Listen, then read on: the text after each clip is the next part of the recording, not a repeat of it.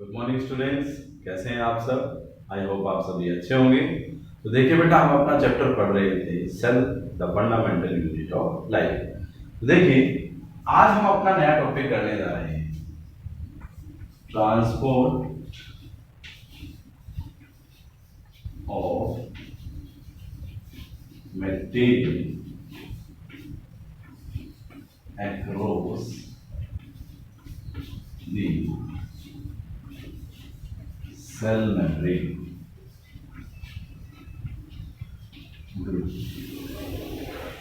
कि आपके cell membrane से किस तरीके से मटेरियल का ट्रांसपोर्ट होता है। तो देखिए, जो आपके सेल मेम्ब्रेन है उसको आप क्या क्या बोलते हैं? प्लाज्मा मेम्ब्रेन, या एक नाम और लिया जाता है that is plasma lemma.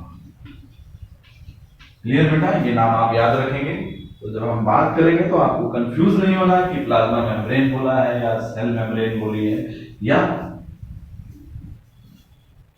Plasma lemma बोला है। ओके बेटा, तो देखिए, जो आपकी प्लाज्मा मेम्ब्रेन होती है, प्लाज्मा मेम्ब्रेन एक फिजिकल बैरियर होती है जो क्या करती है, सेल के अंदर जो कंटेंट है और सराउंडिंग मीडियम है उनको सेपरेट करके रखती है। क्या है ये आपकी सेल है, सेल मेम्ब्रेन। सेल के अंदर जो भी आपके मटेरियल है उनको सराउंडिंग मीडियम से क्या करती है बेटा, सेपरेट करके रखती है। ये क्या, एक फिजिकल बैरियर का काम करती है। कौन? आपकी सेल मेम्ब्रेन, प्लाज्मा मेम्ब्रेन या प्लाज्मा लेमा। ओके बेटा, तो जो आपकी सेल मेम्ब्रेन है वो एक परमिएबल मेम्ब्रेन भी है, सेलेक्टिवली परमिएबल मेम्ब्रेन। कैसे?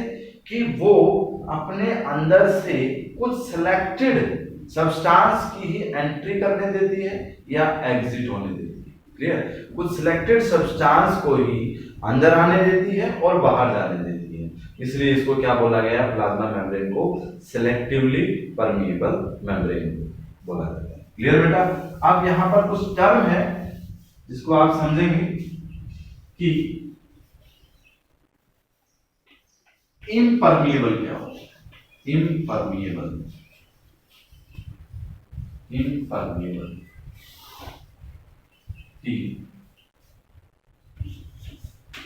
if the substance cannot pass through the cell। Impermeable हम किसको बोल रहे हैं बेटा? इम्परमिएबल एक टर्म है जिसके अंदर से जब आपकी सेल मेम्ब्रेन को कोई भी सब्सटेंस पास ना कर सके तो उस टर्म को क्या बोलेंगे? इम्परमिएबल। ओके बेटा, अब है permeable. If the substance can pass through the cell membrane। कि जब आपके सब्सटेंस मेम्ब्रेन को पास कर जाए तो उसको क्या बोलते हैं? उस टर्म को परमिएबल, कि उसके अंदर से सारे सब्सटेंस पास हो गए तो उस टर्म को बोलेंगे परमिएबल। अब बात आती है कि सेमी परमिएबल क्या होता है। Semi permeable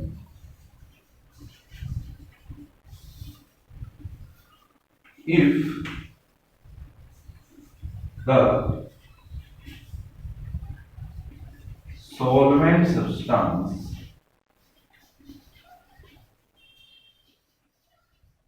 can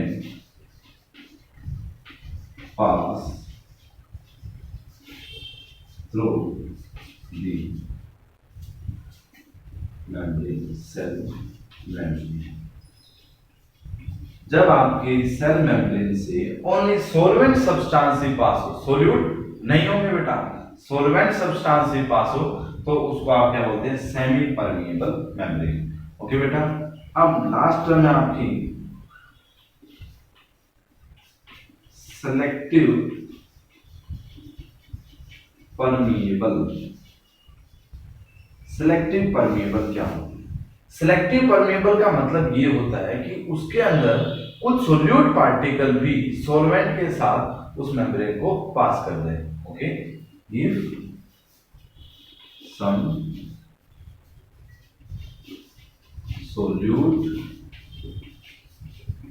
particle pass through the cell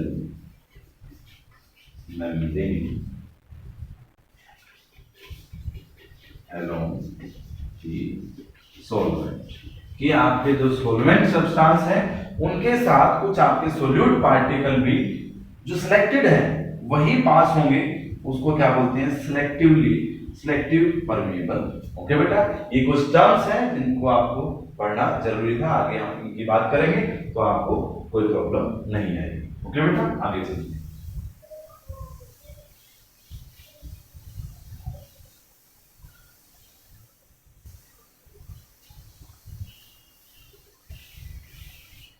अब यहां पर एक टर्म लिखे बेटा, transport of material across the cell membrane, कि आप मटेरियल का ट्रांसपोर्ट सेल मेम्ब्रेन का तीन मैकेनिज्म के थ्रू कर सकते हैं।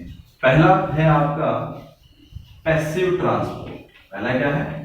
Passive transport. दूसरा है आपका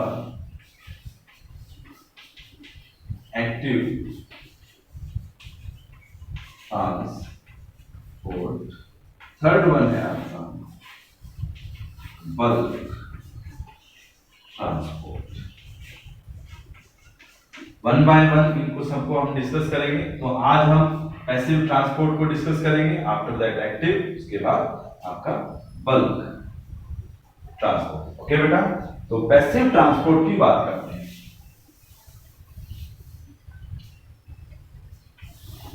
पैसिव ट्रांसपोर्ट होता है, it does not utilize the energy. ये एनर्जी को यूटिलाइज नहीं करता, और ये वाला मेथड है स्लो मेथड होता है, it is slow method. Clear है? और बात करते हैं, it does not use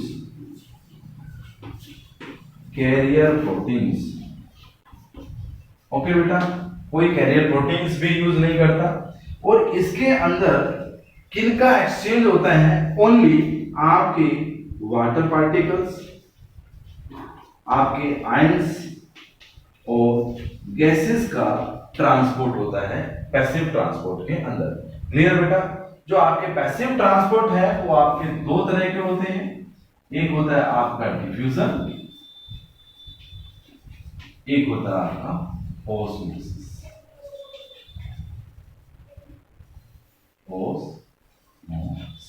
clear बेटा? अब इनके बारे में डिस्कस करते हैं। तो पैसिव ट्रांसपोर्ट कैसा होता है? इसके अंदर कोई यूटिलाइज नहीं होती है एनर्जी का यूटिलाइजेशन नहीं करते। एक स्लो मेथड है। It does not use carrier protein, किसी कैरियर प्रोटीन का भी यूज नहीं करता, और इसके अंदर किन का एक्सचेंज होता है? वाटर पार्टिकल, स्मॉल पार्टिकल जो है, जैसे वाटर पार्टिकल है, आपके आयंस हैं और गैसेस पार्टिकल्स हैं, उनका ही ये ट्रांसपोर्ट करते हैं। ओके बेटा, अब बात करते हैं हम कि डिफ्यूजन क्या है, ऑस्मोसिस क्या है। ओके, सबसे पहले बात करते हैं हम कि डिफ्यूजन क्या होता है। डिफ्यूजन का मतलब होता है, सिंपल मीनिंग ये होता है कि inter mixing of the particle. Okay बेटा, इंटरमिक्सिंग ऑफ द पार्टिकल, या आप ये कहें कि movement of particle from high concentration to low concentration. Diffusion क्या होता है कि पार्टिकल्स की जो मूवमेंट होती है वो हाई कंसंट्रेशन से लो कंसंट्रेशन तक होती है, उसको क्या बोलते हैं आप? डिफ्यूजन होती है। अब बात करते हैं कि significance of diffusion in living cell.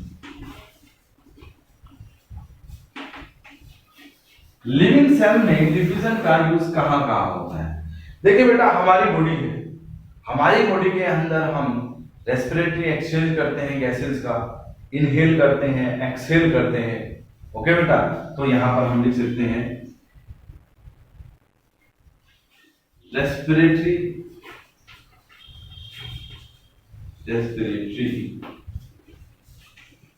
Gaseous exchange करते हैं। ट्रांसपिरेशन में इसका यूज होता है, ट्रांसपिरेशन में इसका यूज होता है इन लोअर प्लांट्स के अंदर, इन लोअर प्लांट्स में, सॉरी लोअर लिविंग ऑर्गेनिज्म में, लाइक अमीबा के अंदर जो लाइफ प्रोसेस है, जैसे कि आपकी इंजेक्शन है, एक्सक्रीशन है और रेस्पिरेशन, उनके अंदर भी किसका यूज किया जाता है बेटा? डिफ्यूजन का। यहां पर इंजेक्शन है, एक्सक्रीशन है, रेस्पिरेशन थ्रू डिफ्यूजन किया जाता है। ओके बेटा, ये सिग्निफिकेंस थे कि लिविंग सेल्स के अंदर डिफ्यूजन की क्या सिग्निफिकेंस है, तो वहां पर ये यहाँ यूज होते हैं। रेस्पिरेटरी गैसेज है, वाटर का भी यूज होता है, एक्सचेंज ऑफ वाटर है।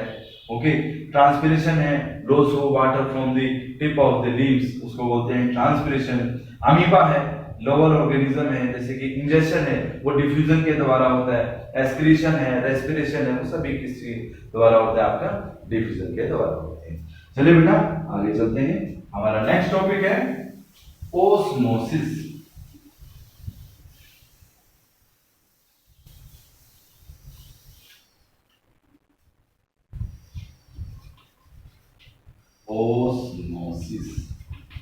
ओस्मोसिस क्या होता है बेटा?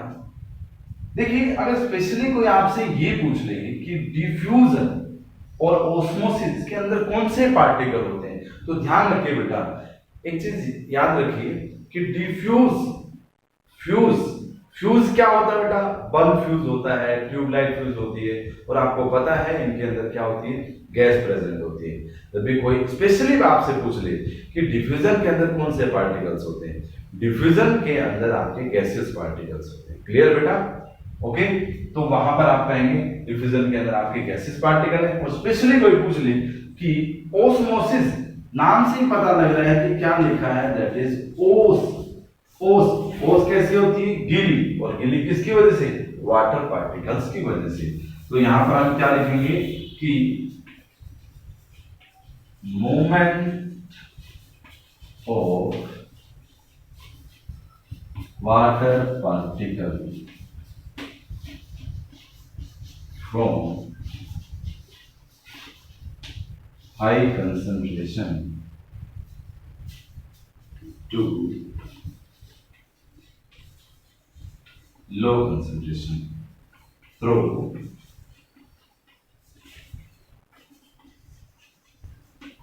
semi-permeable membrane। ओके बेटा, उसको आप क्या बोलते हैं? ओस्मोसिस। क्लियर कि वाटर पार्टिकल की जो मूवमेंट है हाई कंसंट्रेशन से किसमें जाएगी? आपकी लो कंसंट्रेशन में, थ्रू सेमी परमिएबल मेम्ब्रेन, जो उसको आप क्या बोलते हैं? जैसे कि एक एग्जांपल ले लेते हैं, आपके पास बादाम है, आप बादाम को रात को पानी के अंदर भिगो के रखते हैं बेटा।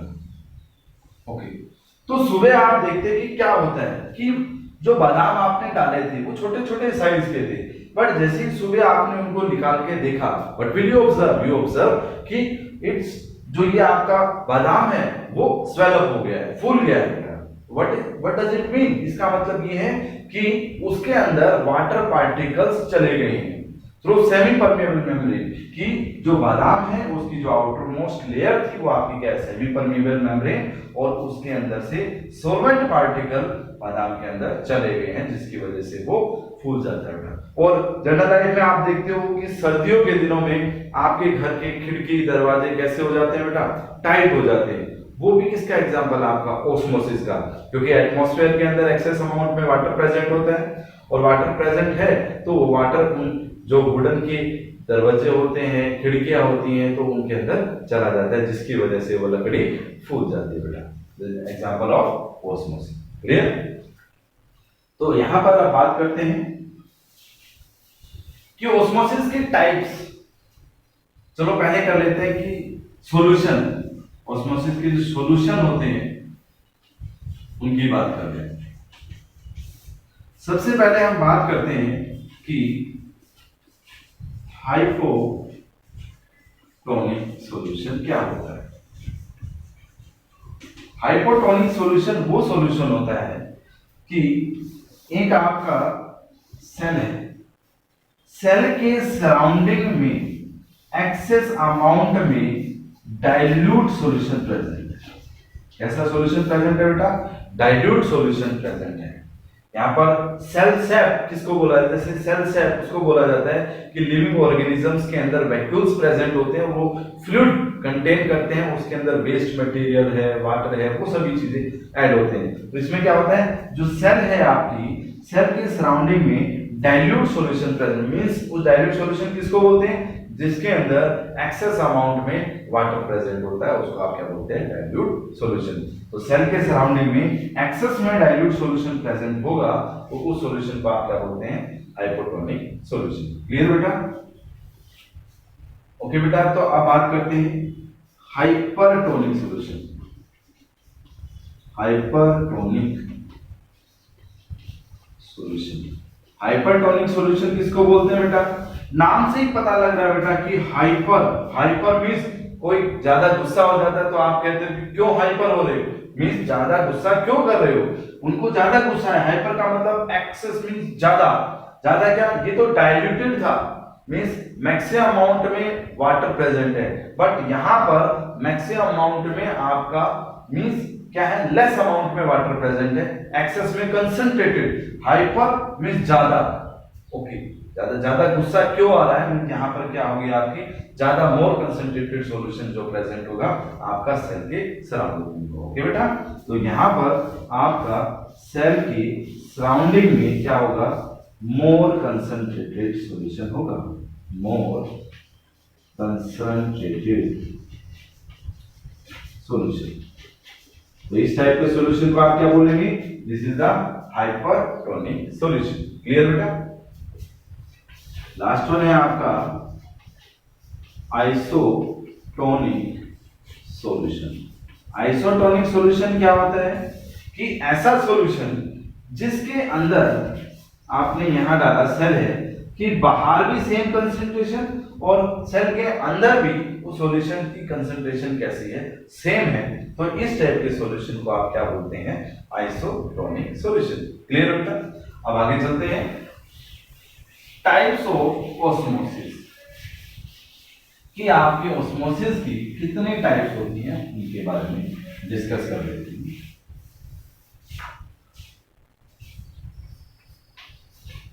Types of osmosis. ओके बेटा, तो सबसे पहले बात करते हैं हम एंडोस्मोसिस। एंडोस्मोसिस नाम से ही पता लग रहा है बेटा, एंडो मींस क्या है? एंटर होना। क्या मतलब है? एंटर होना। और यहां पर बात करते हैं हम एक्सोस्मोसिस। एक्सोस्मोसिस या नाम से ही पता लग रहा है बेटा, क्या? एग्जिट होना, कि निकलना। ओके, हमने बताया था कि आपका एक हाइपोटोनिक सॉल्यूशन होता है। हाइपोटोनिक सॉल्यूशन मींस जहां पर एक्सेस अमाउंट में क्या प्रेजेंट हो? सेल के बाहर आपका वाटर प्रेजेंट हो। ओके, तो क्या होता है कि देखिए एंडो, एंटर होना, यहां पर क्या था? आपका सेल और एक्सेस अमाउंट में वाटर बाहर से आएगा। जब किसी सेल को आप हाइपोटोनिक सॉल्यूशन के अंदर डालते हैं तो उस सेल के अंदर एक्सेस अमाउंट में वाटर चला जाता है और जो सेल होती है आपकी स्वेल अप हो जाती है। तो क्या हो जाती है? सेल स्वेल अप हो जाती है। एग्जांपल हमने बादाम का आपको दिया था कि आप सुबह भिगो के रखते हैं, रात को भिगो के रखते हैं और सुबह जब देखते हैं तो वो स्वेल अप हो जाता है। तो आप उसी तरीके से इसमें भी देखते हैं कि सेल स्वेल अप हो जाती है। जो सेल स्वेल अप होती है उस सेल को क्या बोलते हैं बेटा? उस सेल को आप बोलते हैं टर्जिड सेल। ओके, कैसे सेल होती है? Turgid cell. और ये सेल अगर देखिए जो आपकी लिविंग सेल्स होती हैं, लिविंग सेल्स के अंदर एक्सेस अमाउंट के अंदर वाटर जाएगा तो इट विल बर्स्ट, वो क्या फट सकती है बेटा। बट प्लांट सेल के अंदर ऐसा नहीं होता। क्यों? क्योंकि वो क्या एग्जर्ट करती है? प्रेशर एग्जर्ट करती है और सेल वॉल की वजह से वो सेल जो प्लांट सेल्स होती है वो नहीं फट पाती। तो क्या है, वो एक प्रेशर एग्जर्ट करते हैं, उस प्रेशर को क्या बोलते हैं बेटा? आप टर्जर प्रेशर बोलते हैं। Is it clear? बात समझ में आई आपको कि क्या बोला हमने कि अगर सेल मेम्ब्रेन को आप हाइपोटोनिक सॉल्यूशन के अंदर डालते हैं तो सॉरी लिविंग ऑर्गेनिज्म जो आपकी एनिमल सेल्स है, एनिमल सेल को आप हाइपोटोनिक सॉल्यूशन के अंदर डालेंगे तो क्या होगा? एक्सेस अमाउंट में वाटर उसके अंदर जाएगा तो एक टाइम ऐसा आएगा कि जो लिविंग सेल है आपकी वो बर्स्ट हो जाएगी। बट प्लांट के केस में ऐसा नहीं होता। प्लांट के केस में ऐसा क्यों नहीं होता? क्योंकि प्लांट्स में सेल वॉल प्रेजेंट होती है। सेल वॉल मेंटेन कर लेती है उस प्रेशर को कि कितने लिमिट में आपका जो वाटर है उसके अंदर आएगा। तो उस प्रेशर को क्या बोला जाता है? टर्जर प्रेशर। जैसे ही सेल स्वेल अप होती है तो उस सेल को क्या बोला जाता है? Turgid cell. ओके बेटा, तो ये तो था आपका एंडोस्मोसिस के बारे में। अब हम बात करते हैं एक्सोस्मोसिस। ओके बेटा, एक्सोस्मोसिस में क्या होता है कि अगर आपने किसी सेल को कंसंट्रेटेड सॉल्यूशन के अंदर डाल दिया, हाइपरटोनिक सॉल्यूशन के अंदर डाल दिया, कंसंट्रेटेड सॉल्यूशन, या आप लिख सकते हो कि एक हाइपरटोनिक सॉल्यूशन की आप बात कर रहे हैं, हाइपरटोनिक सॉल्यूशन के अंदर डाल दिया तो उस सेल के अंदर जितना भी पानी था वो सभी कैसा हो जाएगा? बाहर आ जाएगा। क्लियर बेटा? जब आपकी जो सेल है वो श्रिंक हो जाती है, shrinkage of cell is called what? This is plasmolyte cell. Okay बेटा, दैट क्या होगा? जब आपकी सेल श्रिंक हो जाएगी उस श्रिंकन सेल को आप क्या बोलते हैं? प्लाज्मोलाइट सेल बोलते हैं। क्लियर? तो इस प्रोसेस को क्या बोलते हैं कि वो प्रोसेस जब आपकी सेल में से क्या होगा? वाटर पार्टिकल बाहर निकलना स्टार्ट हो जाएंगे और सेल श्रिंक हो जाएगी तो उस प्रोसेस को आप क्या बोलते हैं? एक्सोस्मोसिस। और सेल को क्या बोलेंगे? आप बोलेंगे उस सेल को प्लाज्मोलाइज